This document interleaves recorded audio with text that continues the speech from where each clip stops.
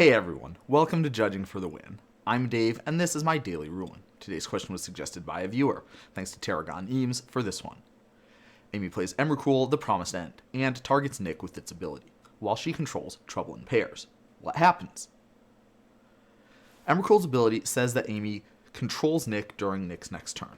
Nothing in play says it interacts with that part, so that part of the ability happens entirely normally.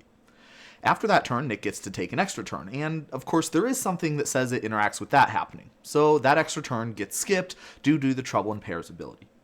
One important thing to note is that the extra turn gets skipped entirely. If Trouble in Pairs gets removed sometime later, then Nick doesn't get to take it.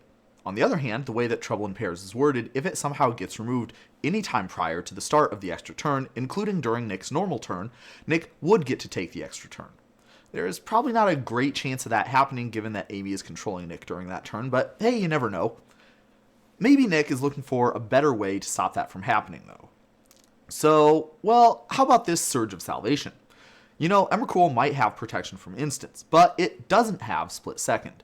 There's no problem with casting an instant in response to Emrakul, and Emrakul's abilities work just like normal. They cannot target a player who has hexproof if that player is your opponent. When the ability goes to resolve, it will see that its target is illegal, and it will get removed from the stack with no effect. Nick might want to let one of his other opponents get their turn sabotaged by Amy, but he would need to have hexproof beforehand in order for this to work out. If Nick has hexproof while the Emrakul triggered ability is being put onto the stack, then he will not be a valid target, which means that Amy would have to choose another one of her opponents.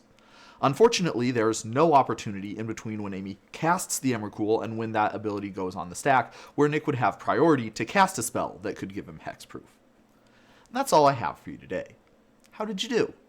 Join me again next time for another daily ruling. Until then, I hope you have a great day.